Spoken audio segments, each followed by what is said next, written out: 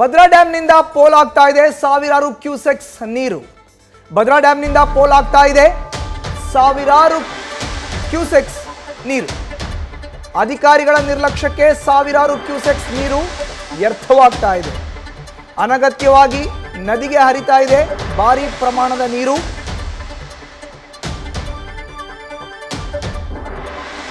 Sluice gate ದುರಸ್ತಿ ಮಾಡಲು ಒದ್ದಾಡ್ತಾ ಇದ್ದಾರೆ ಅಧಿಕಾರಿಗಳು.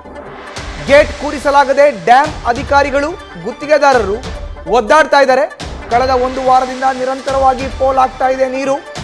ಪೋಲ್ ಆಗ್ತಾ ಇರುವಂತಹ ನೀರನ್ನ ಕಂಡು ಆತಂಕದಲ್ಲಿದ್ದಾರೆ ರೈತರು.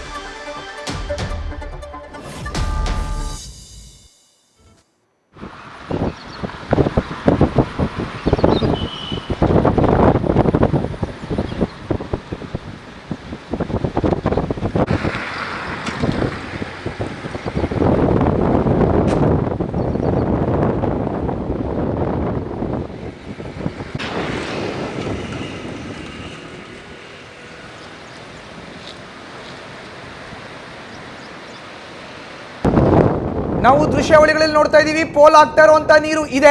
ನ್ಯೂಸ್ ಫಸ್ಟ್ ನ ಸ್ಕ್ರೀನ್ ಮೇಲ್ಗಡೆ ನೀವೇನು ನೋಡ್ತಾ ಇದ್ದೀರಿ, ಡ್ಯಾಮ್ನಿಂದ ಅಪಾರ ಪ್ರಮಾಣದ ನೀರು ಏನು ಹೊರಗಡೆ ಹೋಗ್ತಾ ಇದೆ, ಇದೇ ಪೋಲ್ ಆಗ್ತಾ ಇರುವಂತ ನೀರು. ಕಳೆದ ಒಂದು ವಾರದಿಂದ ಇಷ್ಟು ದೊಡ್ಡ ಪ್ರಮಾಣದಲ್ಲಿ ನೀರು ಪೋಲ್ ಆಗ್ತಾ ಇದೆ. ಸ್ಲೂಯಿಸ್ ಗೇಟನ್ನು ಕೂಡಿಸ್ಲಿಕ್ಕೆ ಆಗದೆ ಅಧಿಕಾರಿಗಳು ಗುತ್ತಿಗೆದಾರರು ಒದ್ದಾಟವನ್ನು ನಡೆಸ್ತಾ ಇದ್ದಾರೆ.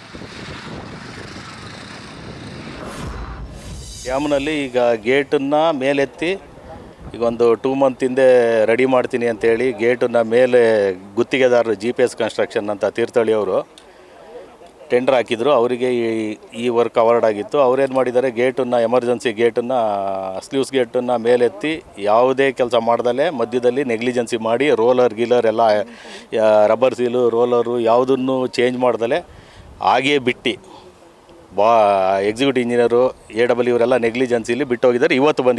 ಇವತ್ತು ಬಂದ್ಬಿಟ್ಟು ನೀರು ಹೋಗ್ತಿರ್ಬೇಕಾರೆ, ಈಗ ನೀರು ಹರಿತಾ ಇದೆ 1200 ಕ್ಯೂಸೆಕ್ಸ್ ಹೋಗ್ತಾ ಇದೆಯಲ್ಲ, ಈಗ ಎಚ್ಚೆತ್ಕೊಂಡಿದ್ದಾರೆ. ಈಗ ಒಂದು 3 ದಿವಸದಿಂದ ಒದ್ದಾಡ್ತಿದ್ದಾರೆ ಆ ಗೇಟನ್ನು ಇಳ್ಸೋಕ್ಕೆ. ಇದನ್ನು ಮೊದಲೇ ಮಾಡಿದರೆ ಇಷ್ಟು ಹೋಗ್ತಾ ಇರಲಿಲ್ಲ. ಒಂದು 1200 ಕ್ಯೂಸೆಕ್ಸು ನೀರು ಔಟ್ಪುಟ್ ಆಗಿ ಹೋಗ್ತಾ ಇರಲಿಲ್ಲ. ಇದ್ರ ಬಗ್ಗೆ ಅಧಿಕಾರಿಗಳ ಬಗ್ಗೆ ಸೂಕ್ತ ಕ್ರಮ ಕೈಗೊಳ್ಳೋದು. ನೀರು ಬಿಡೋ ಟೈಮೇ ಅಲ್ಲ ಸರ್ ಇದು ಮಳೆಗಾಲದಲ್ಲಿ ಸ್ಟೋರೇಜ್ ಆಗೋ ಅಂಥ ಟೈಮಲ್ಲಿ ಔಟ್ಫ್ಲೋನೇ 1200 ಕ್ಯೂಸೆಕ್ಸ್ ಹೋಗ್ತಾ ಇದೆ. ಇದ್ರ ಬಗ್ಗೆ ಸೂಕ್ತ ಕ್ರಮ ಕೈಗೊಳ್ಬೇಕು.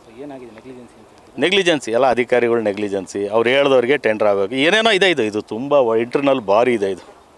ಆಮೇಲೆ ವೀಡಿಯೋಗ್ರಾಫಿ ಮಾಡಿದ್ದಾರೆ, ಅಂಡರ್ ವಾಟರ್ ವೀಡಿಯೋಗ್ರಾಫಿ. ಆ ವೀಡಿಯೋಗ್ರಾಫಿ ಎಲ್ಲೆಲ್ಲಿ ಮಾಡಿದಾರೋ ಏನೋ ಒಂಥರ ನೆಗ್ಲಿಜೆನ್ಸಿ ಇದೆ, ಟೋಟಲ್ ನೆಗ್ಲಿಜೆನ್ಸಿ ಇದೆ. ತುಂಬ ತೊಂದರೆ. ನೋಡಿರಿ ಎಷ್ಟು ನೀರು ಹೋಗ್ತಾಯಿದೆ ರೈತರಿಗೆಲ್ಲ.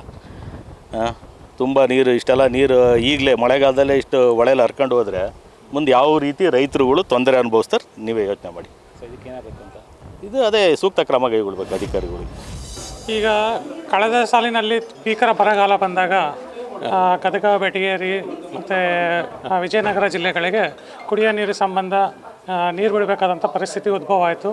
ತೀವ್ರ ಬರಗಾಲದಿಂದ ಅಲ್ಲಿ ಕುಡಿಯೋಕ್ಕೆ ಜಾನುವಾರುಗಳಿಗೆ ಕುಡಿಯೋಕ್ಕೆ ನೀರಿಲ್ಲದಂಥ ಪರಿಸ್ಥಿತಿನಲ್ಲಿ ನಮ್ಮ ಜಲಾಶಯದಲ್ಲಿ ನೀರಿನ ಸಂಗ್ರಹ ಕಡಿಮೆ ಇದ್ದಿದ್ದರಿಂದ ರಿವರ್ಸ್ ಲೂಯಿಸನ್ನು ಎತ್ತಿ ನೀರು ಬಿಡುವಂಥ ಪರಿಸ್ಥಿತಿ ಉದ್ಭವ ಆಯಿತು. ಈ ಸಮಯದಲ್ಲಿ ಕೆಲವೊಂದು ಸುಮಾರು 15 ವರ್ಷಗಳಿಂದ ರಿವರ್ಸ್ ಲೂಯಿಸನ್ನು ಆಪ್ರೇಟ್ ಮಾಡಿರಲಿಲ್ಲ, ಅಂಥ ಅವಶ್ಯಕತೆ ಬಂದಿರಲಿಲ್ಲ. ಈ ವರ್ಷ ಅದನ್ನು ಎತ್ತಿದಾಗ ಸ್ವಲ್ಪ ಸಮಸ್ಯೆಗಳು ಬಂದಿದ್ದರಿಂದ ಆವಾಗಲಿಂದನೇ ನಾವು ನಮ್ಮ MD ಅವ್ರನ್ನೂ ಸಹಿತ ಕರೆಸಿ ಡ್ಯಾಮನ್ನು ಇನ್ಸ್ಪೆಕ್ಷನ್ ಮಾಡಿಸಿ ಅದಕ್ಕೆ ಅನುಮೋದನೆ ಪಡ್ಕೊಂಡು ಅದನ್ನು ರಿಪೇರಿ ಮಾಡುವಂಥ ಕೆಲಸ ಸುಮಾರು ಈಗ 1.5 ತಿಂಗಳಿಗಿಂತ ಮುಂಚೆನೇ ನಾವು ಕ್ರಮ ಕೈಗೊಂಡಿರ್ತೀವಿ. ಅದು ಆಲ್ಮೋಸ್ಟ್ ಮುಕ್ತಾಯದ ಹಂತಕ್ಕೆ ಬಂದಿತ್ತು. ಈ ಹಂತದಲ್ಲಿ ನಮಗೆ ಮಳೆ ಆಗಿ ನೀರಿನ ಮಟ್ಟ ಹೆಚ್ಚಾದ್ರಿಂದ ಪ್ರೆಷರ್ ಜಾಸ್ತಿಯಾಗಿ ಲೀಕೇಜ್ ಜಾಸ್ತಿಯಾಗಿ ಕಾಣಿಸ್ತಾ ಇದೆ. ಈಗ ಅದನ್ನು ಬಗೆಹರಿಸಿದ್ದೀವಿ. ಅದಕ್ಕೋಸ್ಕರ ಡ್ಯಾಮ್ ಎಕ್ಸ್ಪರ್ಟ್ಸು ಮುಳುಗು ತಜ್ಞರೆಲ್ಲ ಕರೆಸಿ ನಾವು ಮಾಡ್ತಾಯಿದ್ದೀವಿ. ಈಗ ಆಲ್ಮೋಸ್ಟ್ ಅದು ಬಗೆಹರಿದಿದೆ. ಈಗ ಆ ಥರ ಯಾವುದೇ ಥರ ಆತಂಕ ಪಡುವಂಥ ಅಗತ್ಯ ಇರೋದಿಲ್ಲ. ಇದನ್ನು ನೀರನ್ನು ಪೋಲ್ ಆಗ್ತಿರೋ ನೀರನ್ನು ತಡೆಗಟ್ಟುವಂಥ ವ್ಯವಸ್ಥೆನ ತುರ್ತಾಗಿ ಮಾಡ್ತೀವಿ ಅಂತೇಳಿ ಹೇಳ್ತೀವಿ. ಈಗ ಕಳೆದ ನಿನ್ನೆ ಬೆಳಿಗ್ಗೆ ನಮ್ಮ ರೈತ ಬಂಧುಗಳೆಲ್ಲ ಸೇರಿ ಈ ರೀತಿ ಡ್ಯಾಮಿಂದ ಮೊನ್ನೆ ರಾತ್ರಿ ಮತ್ತು ನಿನ್ನೆ ಬೆಳಿಗ್ಗೆ ಅನೇಕ ರೈತರ ಮುಖಂಡರು, ಈ ಭಾಗದ ರೈತರೆಲ್ಲ ಇಲ್ಲಿ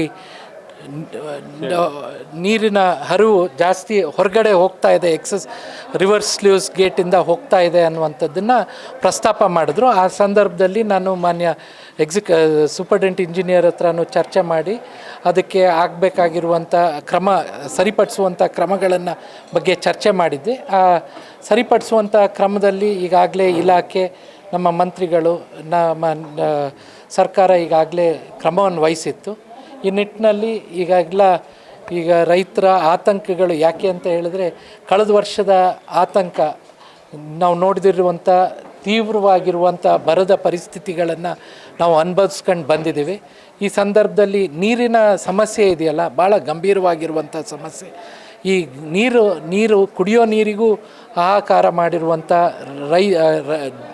ಜನರು, ಪ್ರಾಣಿಗಳಿಗೆ ಬದುಕಕ್ಕೆ ಕಷ್ಟ ಮಾಡುವಂಥ ಪರಿಸ್ಥಿತಿಗಳು ಕಳೆದ ವರ್ಷ ನೋಡಿದ್ವಿ. ಹಾಗಾಗಿ ಈ ಸಂದರ್ಭದಲ್ಲಿ ರೈತರು ಆತಂಕದಿಂದ ಯಾವುದೇ ಸಂದರ್ಭದಲ್ಲೂ ಈ ರೀತಿಯ ಕೃಷಿಗೆ ಸಂಬಂಧಪಟ್ಟಂಥ ಅಥವಾ ನೀರಾವರಿ ಬದುಕಿಗೆ ಸಂಬಂಧಪಟ್ಟಂಥ ನೀರಿನ ವಿಚಾರದಲ್ಲಿ ನಾವೆಲ್ಲೂ ವೇಸ್ಟ್ ಮಾಡ್ಕೊಳ್ಳೋದು ಬೇಡ. ಈಗಾಗಲೇ ಯಾಕೆಂದರೆ ಆತಂಕ ಇದೆ. ಜುಲೈ ತಿಂಗಳಿಗಾಗಲೇ ತಲುಪಿದ್ದೇವೆ. ನಾವು ನಿರೀಕ್ಷೆ ಮಟ್ಟದ ಮಳೆ ಇನ್ನೂ ಆಗಿಲ್ಲ. ಹಾಗಾಗಿ ಆ ಆತಂಕದ ನಡುವೆ ವೇಸ್ಟ್ ಆಗುವಂಥದ್ದು ಬೇಡ ಅನ್ನುವಂಥ ಒತ್ತಾಯನ ನಿರಂತರವಾಗಿ ರೈತ ಮುಖಂಡರು ಮಾಡಿದ್ದಾರೆ. ಅವರು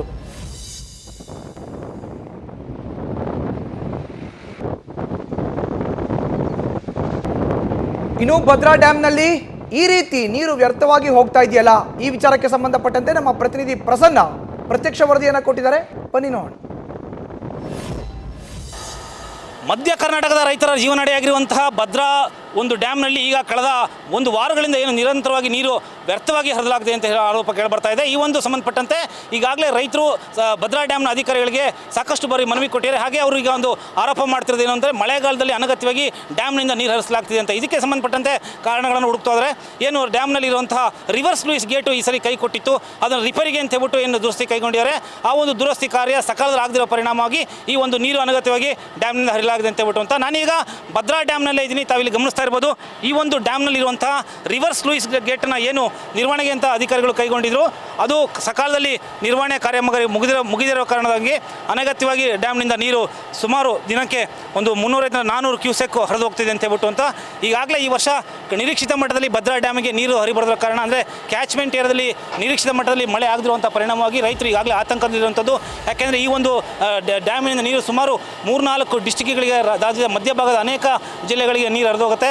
ಕೃಷಿ ಆಗಿರ್ಬೋದು, ಕುಡಿಯೋ ನೀರಾಗಿರ್ಬೋದು, ಇದೇ ಡ್ಯಾಮು ಆಧಾರ ಆಗಿರುವಂಥದ್ದು. ಈಗ 186 ಅಡಿ ಸಂಗ್ರಹ ಸಾಮರ್ಥ್ಯದ ಡ್ಯಾಮ್ನಲ್ಲಿ ಪ್ರಸ್ತುತ 130 ಅಡಿ ಅಷ್ಟೇ ನೀರಿರುವಂಥದ್ದು. ಇನ್ನೂ ಹೆಚ್ಚು ಕಡಿಮೆ ಡ್ಯಾಮ್ ತುಂಬೋದಕ್ಕೆ ಸಾಕಷ್ಟು ಅಡಿಗಳಷ್ಟು ಅಗತ್ಯ ಇದೆ. ಹಾಗೆ 71 TMC ಸಾಮರ್ಥ್ಯದ ಈ ಒಂದು ಡ್ಯಾಮ್ನಲ್ಲಿ ಕೇವಲ ಈಗ 30 TMC ಅಷ್ಟೇ ನೀರು ಸಂಗ್ರಹ ಇರುವಂಥದ್ದು. ಡ್ಯಾಮ್ನ ಪೂರ್ತಿ ಮಟ್ಟ ಅಂದರೆ ತಲುಪಲು ಇನ್ನೂ 50 TMC ಅಷ್ಟು ನೀರು ಬೇಕಾಗಿದೆ. ಇಂಥ ಸಂದರ್ಭದಲ್ಲಿ ಡ್ಯಾಮಿನಿಂದ ಹರಿದು ಹೋಗ್ತಿರುವಂಥ ನೀರಿನ ಪ್ರಮಾಣ ಲೆಕ್ಕ ಹಾಕಿದ್ರೆ ಮುಂದಿನ ದಿನಗಳಲ್ಲಿ ಡ್ಯಾಮ್ ತುಂಬೋದಕ್ಕೆ ಸಾಕಷ್ಟು ನೀರು ಬೇಕಾಗುತ್ತೆ. ಅಂದರೆ ಈಗ ಪ್ರಸ್ತುತ ಮಳೆಗಾಲದಲ್ಲಿ ಏನೇ ನೀರು ಹರಿದು ಬಂದರೂ ಕೂಡ ಅದನ್ನು ಸ್ಟೋರೇಜ್ ಮಾಡಿ ಅದನ್ನು ಬೇಸಿಗೆ ಸಂದರ್ಭದಲ್ಲಿ ಮತ್ತು ರೈತರಿಗೆ ಅಗತ್ಯವಾಗಿರುವಂಥ ಸಂದರ್ಭದಲ್ಲಿ ಅದನ್ನು ಡ್ಯಾಮಿಂದ ನೀರು ಹರಿಸುವಂಥದ್ದು ನಡ್ಕೊಂಡು ಬಂದಿರೋಂಥ ಒಂದು ಪದ್ಧತಿ. ಆದರೆ ಈ ಬಾರಿ ಸ್ಲೂಯಿಸ್ ಗೇಟ್ನ ನಿರ್ವಹಣೆಗೋಸ್ಕರ ತಗೊಂಡಂಥ ಒಂದು ಕಾರ್ಯ ನಿಗದಿತ ಸಮಯದಲ್ಲಿ ಮುಗಿದಿರೋ ಕಾರಣ ಅಧಿಕಾರಿಗಳ ನಿರ್ಲಕ್ಷ್ಯ ಅಂತ ಏನು ರೈತರ ಆರೋಪ ಮಾಡ್ತಾರೆ.